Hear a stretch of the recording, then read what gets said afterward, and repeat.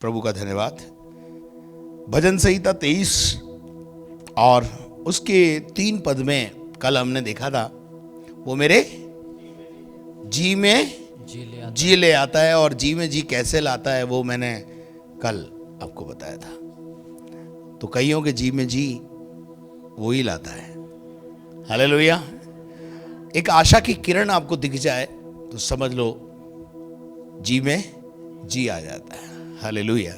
जैसे बोलते हैं ना, डूबते को तिनके का एक सहारा मिल जाता है और वो पार हो जाता है। तो चौथे पद में, अब ये धर्म के मार्गों में वो मेरी अगुवाई करता है, ये मैं आपको पहले प्रचार कर चुका हूं। अपने नाम के निमित्त वो हमारी अगुवाई करता है। हम वफादार नहीं हैं, फिर भी वो वफादार रहता है। हम विश्वास योग्य नहीं हैं, उसका नाम हमारे साथ जुड़ जाता है, हम उसका नाम जोड़ देते हैं, इसलिए चंगाई छुटकारा हो जाता है। ठीक है ना। वो अपने नाम के निमित्त हमारी अगुवाई करता है, उसका नाम खराब ना हो इसलिए भूत भी निकल जाता है और वो भी निकल जाता है। लेकिन स्वर्ग में जब हम जाएंगे तो प्रभु बोलेगा, मैं तुझे जानता भी नहीं। तो बोलेगा, प्रभु मैंने तेरे नाम से भूत निकाला, दुष्ट आत्मा निकाली, बीमारों को चंगा किया। बोला, भाई है कौन तू? वो तो प्रॉब्लम तूने क्रिएट करी थी कि मेरा नाम बीच में डाल दिया था, इसलिए मुझे वो काम करना ही था, नहीं तो मेरा नाम खराब होता ना। यीशु अपना नाम कभी खराब नहीं होने देता, इसलिए वो अपने नाम के निमित्त हमारे लिए काम करता है। ठीक है। अब बात करते हैं चौथे पद में। चौथे पद में लिखा है, चाहे, पढ़ो, चाहे मैं घोर अंधकार से भरी हुई तराई में होकर चलूं, हाँ, तो भी हानि से न डरूंगा। बस, थैंक यू। घोर अंधकार से भरी हुई तराई में होकर चलूं तो भी हानि से नहीं डरूंगा। अब अगर हम विश्वासी जीवन में हैं तो फिर घोर अंधकार आए क्यों? कई बार हम बोलते हैं, यीशु मसीह के पास आ जाओ, सब संकट टल जाएंगे। संकट टल नहीं जाएंगे, बढ़ जाएंगे। क्या? हाँ, मैं बहुत स्पष्ट बोल रहा हूं।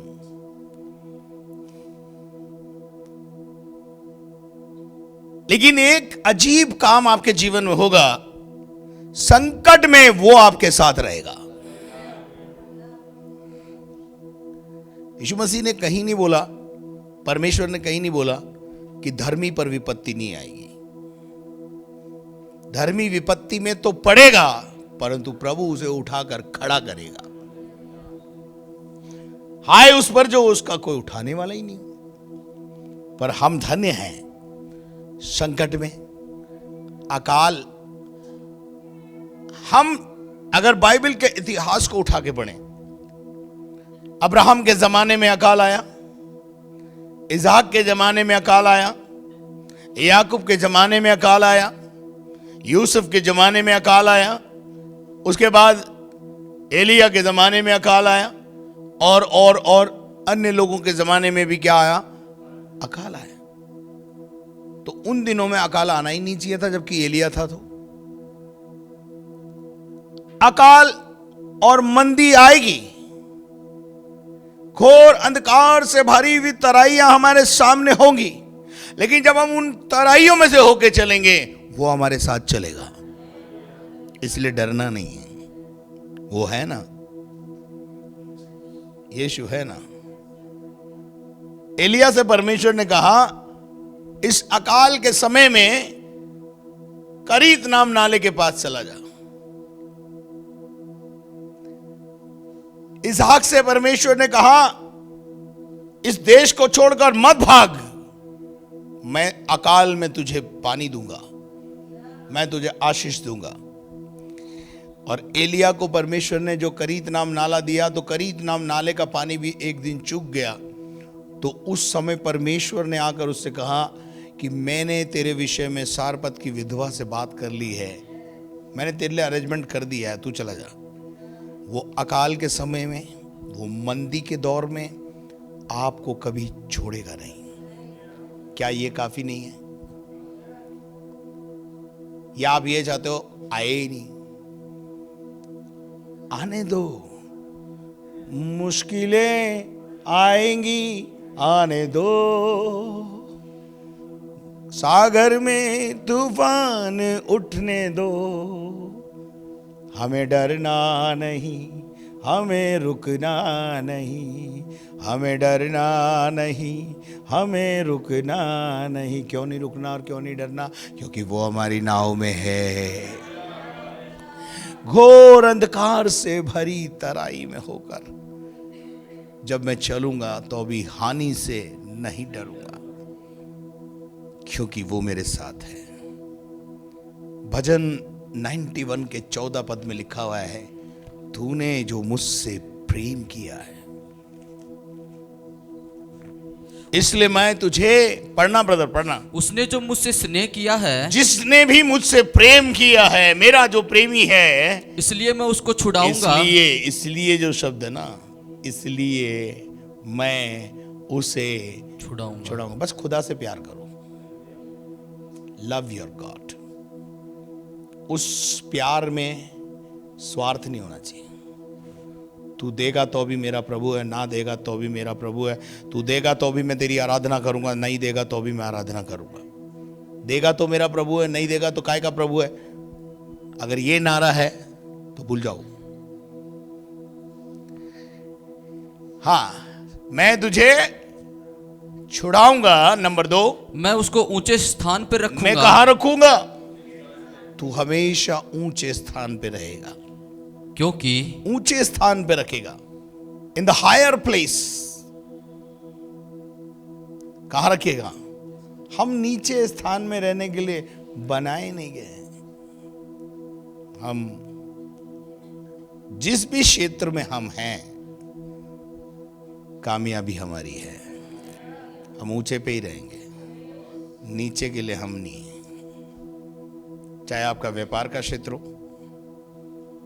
चाहे और कोई क्षेत्र हो, नौकरी का भी क्षेत्र हो। नौकरी में रहोगे तो भी डंका बजाओगे, बिजनेस में हो तो भी डंका बजाओगे, और यदि सेवा में हो तो भी अपर साइड ही रहोगे, क्योंकि तूने मुझसे प्रेम किया है। हालेलुया। हाजी, आगे क्या लिखा है? क्योंकि उसने मेरे नाम को जान लिया है। मेरे नाम को, उसके नाम को जानना। कभी कभी क्या केवल हम उसे जानते हैं, पर बात इसमें नहीं है। बात इसमें है कि वो हमें जानता है कि नहीं। हालेलुया। हम इतने गहरे में जाएं कि वो हमें जानने लगे। फिर उसके बाद क्या लिखा है? जब वह मुझको पुकारे, जब वो मुझे पुकारेगा, जो मेरा प्रेमी है, अगर वो मुझे पुकारेगा, तब मैं उसकी सुनूंगा। तब मैं उसकी सुनूंगा। नंबर 1, आगे। संकट में उसके संग रहूंगा। संकट में मैं उसके संग रहूंगा। संकट में मैं उसके, घोर अंधकार से भरी हुई तराई में से होकर चलूं तो भी हानि से इसलिए नहीं डरूंगा कि संकट में, अंधकार में वो मेरे साथ चल रहा है। क्या आपको मेरी बात समझ में आ रही है? हालेलुया। मैं उसको संकट में उसके संग रहूंगा, और मैं उसको बचाकर, मैं उसको बचाऊंगा, उसकी महिमा बढ़ाऊंगा। मैं उसको बचाकर उसकी महिमा को बढ़ाऊंगा। हालेलुया। आगे बेटे। मैं उसको दीर्घायु से तृप्त करूंगा। मैं उसको दीर्घायु से तृप्त करूंगा। धर्मी की आयु वृक्षों के समान होगी। हालेलुया। जल्दी नहीं मरेंगे। और उसके बाद लिखा है, और अपने किए हुए उद्धार का, मैंने जो उद्धार किया है उसका दर्शन दिखाऊंगा, उसको दिखाऊंगा। हालेलुया। उद्धार एक पैकेज है जिसमें आपकी पापों की क्षमा के साथ साथ आपकी बेटरमेंट के लिए सब कुछ है। मैं इतना सेंटेंस बोलूंगा, आप समझ गए होंगे। If you want betterment in your family, in your business, in your job, salvation के पास जाएं, उद्धार को प्राप्त करने का यत्न करें। उद्धार आएगा, पापों की क्षमा के साथ ब्लेसिंग का भंडार लाएगा।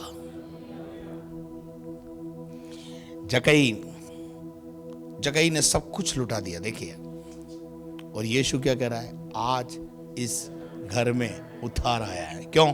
अवैध पैसा गया, अब हक हलाल का आएगा है, और उस पर मेरी आशीष होगी।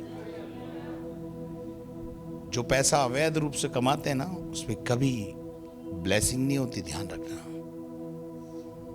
आप कितना भी उसे रोकने की कोशिश करो, वो रुकेगा नहीं।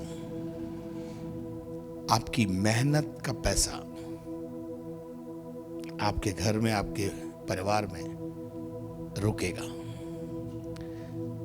उसके बाद क्या लिखा है, चलिए अपन वापस आते हैं। घोर अंधकार से भरी हुई तराई में से होकर चलूं तो भी हानि से न डरूंगा, न डरूंगा। हालेलुया। क्योंकि तुम मेरे साथ रहता है। क्योंकि बस अपन आज अंधकार में से जो बात है उसी पे चलेंगे। होशे नबी की किताब 2 अध्याय 14 पद से पढ़े। होशे 2। इसलिए हाँ, देखो, हाँ, मैं उसे मोहित करके जंगल में ले जाऊंगा। मैं उसे मोहित करके, परमेश्वर कह रहा है मोहित कर रखे। जंगल में मोहित ले करने का जाऊंगा। क्या मतलब है? अपनी ओर आकर्षित करना। जब भी कोई विचित्र चीज हमें दिखती है, हम उसकी ओर आकर्षित होते हैं। आपको पता है, पहाड़ के ऊपर एक विचित्र चीज मूसा को दिखाई दी। क्या देखा उसने कि एक झाड़ी है और वो जल रही है, लेकिन काफी देर से जल रही है, लेकिन भस्म नहीं हो रही है। इस विचित्र चीज को देखकर मूसा उसकी ओर आकर्षित हुआ, ठीक है, और उसकी ओर बढ़ता चला गया और सीधा पहाड़ पे पहुंच गया। जैसे ही वो पहाड़ के पास उस झाड़ी के पास पहुंचा, उसको एक आवाज आई, रिमूव योर सैंडल्स, अपने जूते उतार, क्योंकि जिस स्थान पर तू आ चुका है वो पवित्र स्थान है। हालेलुया। और मूसा ने अपनी जूतियां उतार कर खुदा से बातें की। हालेलुया। परमेश्वर हमें अपनी ओर आकर्षित करता है, प्रभावित करता है, और हमें मोहित करके कहां ले जाता है? जंगल में ले जाता है। जंगल में काय के लिए ले जाता है? ताकि तुमसे अकेले में शांति की बातें करूं। संसार में तो दुख है।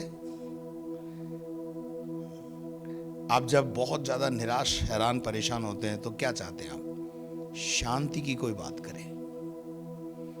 या फिर आप क्या चाहते हैं? लीव मी अलोन, मुझे अकेला छोड़ दो। बंद कमरे में जाना चाहते हैं, अकेले में रहना पसंद करते हैं, या जंगल या गार्डन में चले जाते हैं। प्रभु हमसे शांति की बातें करना चाहता है, और कहां ले जाता है? जंगल में, अकेले में, फिर आपसे शांति की बातें करता है। आमीन। और उसके बाद क्या लिखा है? 15 पद, वही मैं उसको दाख की बारियां दूंगा। हालेलुया। जंगल के सफर में, बयाबान के सफर में, जब हम जा रहे होते हैं, हमारे साथ प्रभु होता है। हालेलुया। वो लिखता है, वहां मैं उसको दाख की बारियां दूंगा। लोग आपसे छीन लेते हैं, वो आपको देने की बात करता है। लोग आपसे छीनते हैं और परमेश्वर आपको देता है। यीशु मसीह ने एक बहुत अच्छी बात कही यूहन्ना 10 अध्याय में, जितने मुझसे पहले तुम्हारे जीवन में आए, वो सब कौन थे? डाकू थे, लुटेरे थे। उन्होंने तुम्हारे तिजोरियों पर डाका डाल दिया, उन्होंने तुम्हारी सब चीजों पर डाका डाल दिया, उन्होंने तुम्हें लूटा। लेकिन यीशु मसीह क्या कहता है? चोर केवल चोरी करने, घात करने, नाश करने आता है, परंतु मैं इसलिए आया हूं कि तुम्हें जीवन दूं और बहुतायत का जीवन दूं। मैं देने आया हूं, लेने नहीं आया हूं। मैं देने आया हूं, लेने नहीं आया हूं। और यीशु मसीह ने अपने देह के दिनों में एक शब्द बोला, लेने से देना धन्य है। परमेश्वर ने अपना बेटा देकर हमको देना सिखाया है। लेकिन हम सीखते ही नहीं। हम सोचते हैं हमारी दमड़ी चली जाएगी। अरे दमड़ी चली जाएगी, जो जाएगी वो डबल होके आएगी। लेकिन ये भेद की बात है, आपके समझ में नहीं आएगी। क्या ये भेद की बात है? ये आपके समझ में नहीं आएगी। बोलो पड़ोसी को, ये आपके समझ में नहीं आएगी। आएगी भी नहीं, मुझे पता है। आप वो कितना ही समझा लो, आएगी नहीं। अय्यूब के जीवन से सब गया। भेड़ें गई, बकरियां गई, ऊंट गए। गए कि नहीं गए? गए कि नहीं? बोलो गए कि नहीं? आखिर में कैसे होके आए? अरे डबल होके आए। और वो कहता है मैं उनको दाख की बारियां दूंगा। क्या दूंगा? दाख की बारियां दूंगा। जो मुझसे प्रेम करेंगे, जो मेरी और मोहित हो जाएंगे, जो जंगल में चलेंगे, अपना सब कुछ छोड़कर मेरे पीछे हो लेंगे। यीशु मसीह से पतरस ने पूछा, हम अपना सब कुछ छोड़ के आए, हमें क्या मिलेगा? यीशु मसीह ने कहा, इस दुनिया में ऐसा कोई नहीं है जिसने मेरे खातिर माँ बाप भाई बहन लड़के वाले नौकरी खेत छोड़े हों और इसी दुनिया में 100 गुना नहीं पाया हो। कितना गुना? 100 गुना। हालेलुया। प्रभु को हम कभी कर्जदार नहीं बना सकते। प्रभु लौटाने वाला परमेश्वर है, रखता ही नहीं वो। हालेलुया। फिर लिखा है, और आकोर की तराई को आशा की तराई बना दूंगा। हालेलुया। आशा का द्वार बना दूंगा। ये आकोर की तराई क्या है? इसमें नीचे लिखा है, स्टार लगा होगा और स्टार में लगा हुआ है कष्टों की तराई। चाहे मैं घोर अंधकार से भरी हुई तराई में से होकर चलूं, यहां पर देखते हैं हम, मैं आकोर की तराई में से होकर चलूं। आकोर की तराई का मतलब है कष्टों के दौर में से। यदि आज हम कष्टों के दौर में से होकर गुजर रहे हैं, चिंता नहीं करना, एक आशा का द्वार। कष्टों के द्वार के बाद एक आशा का द्वार खुलने वाला है। हालेलुया। कब खुलेगा मालूम है? जब आप कष्टों में से होकर गुजरोगे। आपका प्रॉब्लम क्या है? आप घोर अंधकार की तराई में से जाना नहीं चाहते, आप कष्टों की तराई में से होकर जाना नहीं चाहते, आप जंगल का सफर तय करना नहीं चाहते, और आप चाहते हो कि मेरे लिए आशा का द्वार खुला हो। हालेलुया। आपको पता है, यूहन्ना जिसने प्रकाशित वाक्य लिखा, उसको वो प्रकाशन कब मिला? अब मुझे एक बात बताइए, अगर उसे पतमस नाम टापू में डाला ही नहीं जाता, प्रकाशित वाक्य मिलता? है? नहीं। 40 साल मिस्र से इजरायली लोग निकलकर बयाबान में चलते रहे तो कनान मिला। हमारा क्या प्रॉब्लम है? हम जंगल का सफर तय नहीं करेंगे। एक स्त्री कष्ट पाकर बेटे और बेटी को जन्म देती है, तब मां कहलाती है।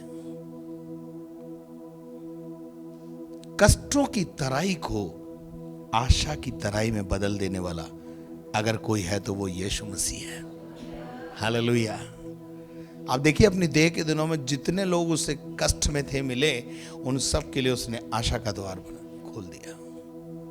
यीशु मसीह खुद ही आशा का द्वार है। मैं बता दूं आपको, यीशु मसीह ने कहा, भेड़ों का द्वार मैं ही हूं।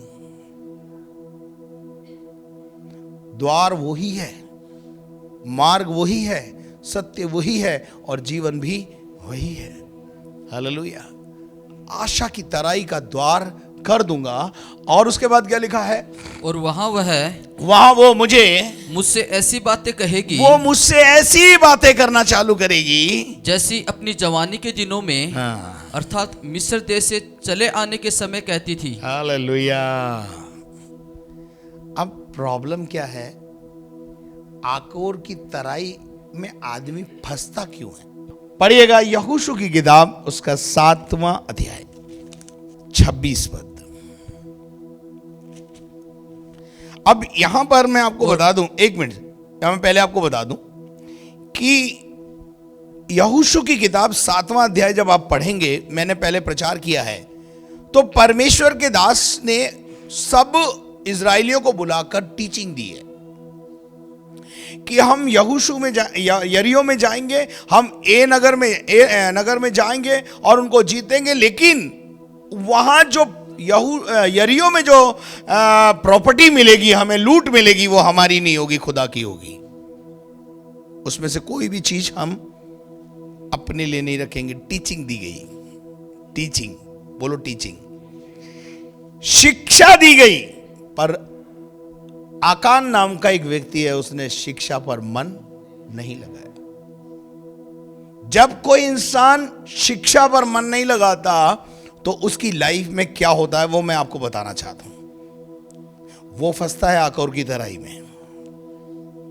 और उसके बाद क्या लिखा है कि हम देखते हैं कि प्रभु के दास ने उसे शिक्षा दी, लेकिन उसने क्या किया, उसने जब वो गए और जब बड़ी लूट मिली तो उसने कुछ चीजों को क्या कर लिया, अपने जीवन में अलग कर लिया और अपने उसमें से छुपा कर। 6ठे अध्याय को आप पढ़ेंगे, 6ठे अध्याय से आपको मालूम पड़ जाएगा शिक्षा पर मन नहीं लगाना कितना खराब होता है। पढ़िएगा, इसका 17 पद पढ़िए। और नगर में जो कुछ उसमें है, हाँ, यहोवा के लिए अर्पण की वस्तु ठहरेगी। अब देखिए यहां परमेश्वर का दास बोल रहा है, नगर में और जो कुछ हमें मिलेगा वो सब यहोवा को अर्पण किया जाएगा। उसमें से कोई भी चीज का लालच मत करना। लेकिन भाई साहब तो भाई साहब हैं। आगे, केवल राहाब वेश्या और जितने उसके घर में हो वे जीवित छोड़े जाएंगे, क्योंकि उसने हमारे भेजे हुए दूतों को छिपा रखा था। अब देखिए मैं बस आपको एक बात बता देता हूं कि उसमें से कुछ चीजों को छुपा लिया गया। 21 पद पढ़ो, 7 का 21। कि जब मुझे लूट में तब आकान पकड़ा गया, और आकान को जब पकड़ा गया मालूम पड़ा कि कोई है जिसने गड़बड़ किया है, कोई है जिसने अनाज्ञाकारिता की है। कि जब मुझे लूट में शिनार देश का एक सुंदर ओढ़ना, क्या मिला, शिनार देश का एक सुंदर ओढ़ना, सुंदर ओढ़ना और 200 स्केल चांदी और 50 स्केल सोने की एक ईंट देख पड़ी। तब मैंने उनका लालच करके, क्या कहा था प्रभु के दास ने, किसी भी चीज का लालच मत करना, जो वहां मिलेगा वो सब यहोवा का होगा, तभी तो विजय मिलेगी। यरीहो की दीवार गिराना, यरीहो को गिरा देना, यरीहो को विजय प्राप्त करना, शैतान पर विजय प्राप्त करना इतना आसान नहीं है। Teaching is very necessary. शिक्षा पर मन लगाना बहुत जरूरी है। कई बार क्या होता है, पास्टर लोग शिक्षा देते हैं ना, आप लोग एक कान से सुनते हो दूसरे से निकालते हो, और इसी कारण तुम कष्टों की तराई में चलते हो। कष्टों की तराई में, विश्वासी कष्टों की तराई में चलने के लिए नहीं बुलाया गया है, लेकिन कष्टों की तराई में से होकर उसे गुजरना पड़ जाता है जब वो ऐसी हरकतें करता है। पढ़ो क्या लिखा है, शेकेल चांदी लालच करके उन्हें रख लिया, और वे मेरे डेरे के भीतर, कहां पर है, कहां गाड़ दिया उनको, ले जाकर के भीतर भूमि में अपने डेरे के अंदर ले जाकर गाड़ दिया। जीवन में कुछ चीजों को आप वो काम करते हैं जीवन में जो प्रभु नहीं चाहता, और वो आपके डेरे के अंदर उनको छुपा लेते हो। डेरे का मतलब है आपका जीवन, आपके तंबू में उसको छुपा लिया है आपने। खुदा का पैसा आपने खुदा के भवन में ना देकर अपने तंबू में रखा हुआ है।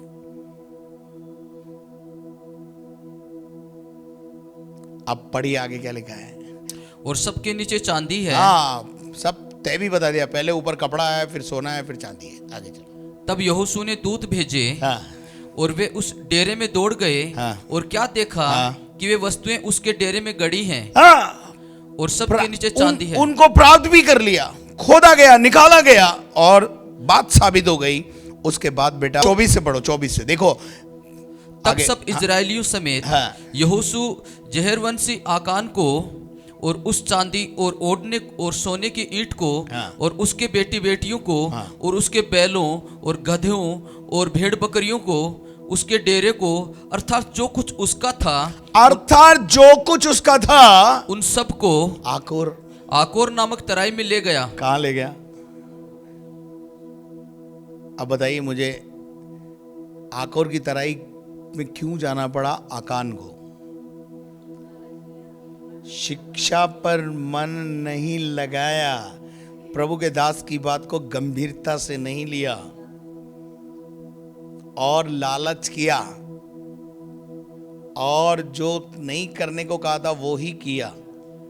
और इस कारण से आज कई परिवार कष्टों की तराई में से होकर, आकोर की तराई में से होकर गुजर रहे हैं। क्यों? जो कहा गया वो नहीं कर रहे हैं, जो नहीं कहा गया वो कर रहे हैं, अपनी मन की मर्जी के अनुसार जीवन जी रहे हैं, खुदा की मर्जी कभी भी अपने जीवन में पूरी नहीं कर रहे हैं। इसलिए कई बार उस आकोर की तराई में से होकर गुजरना पड़ रहा है। लेकिन अगर आज भी आप ऐसा महसूस करते हैं कि मैं वाकई में आकोर की तराई में से होकर गुजर रहा हूं, तो आज सुबह एक गुड न्यूज़ है आपके लिए। यीशु आपको आशा की तराई का द्वार खोल सकता है। आज सुबह बस इतना ही कहना, प्रभु मुझे इस आकोर की तराई से छुटकारा चाहिए। यहां तो छुटकारा नहीं मिला क्योंकि यह पुराना नियम था। आगे लिखा हुआ है, पढ़ दीजिए, 26 तक जाएंगे हम, पता पड़ जाएगा आपको। तब यहोशू ने उससे कहा, तूने हमें क्यों कष्ट दिया है? अरे तूने पूरी मंडली को कष्ट दिया। कई बार एक व्यक्ति की गलती के कारण पूरा परिवार कष्ट भोगता रहता है, पूरी मंडली कष्ट भोगती रहती है। आगे बेटा। आज के दिन परमेश्वर यहोवा तुझी को कष्ट देगा। देखो आज के दिन तू ही कष्टों में जाएगा। और तब सब इजरायलियों ने उस पर पथराव किया। आगे। और उनको आग में डालकर जलाया। और उनके ऊपर पत्थर डाल दिए। क्या कर दिया? और 26। और उन्होंने उसके ऊपर पत्थरों का बड़ा ढेर लगा दिया, और जो आज तक बना है। और तब यहोवा का भड़का हुआ कोप शांत हो गया। इस कारण उस स्थान का नाम आज तक आकोर तराई पड़ा है। क्या नाम रखा गया उस तराई का?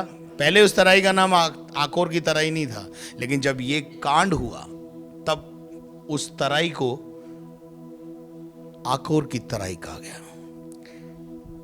पुराने नियम में हाथ के बदले हाथ, कान के बदले कान, आंख के बदले आंख।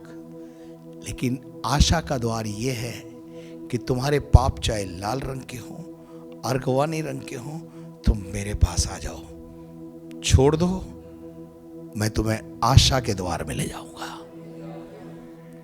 घोर अंधकार से भरी हुई तराई में से होकर यदि हम चलें तो भी हानि से इसलिए नहीं डरेंगे कि यीशु मेरा चरवा है। हालेलुया। भेड़ों का चरवा कौन है? यीशु मसीह। और अपनी भेड़ों को कभी भी वो आकोर की तराई में जाने नहीं देगा।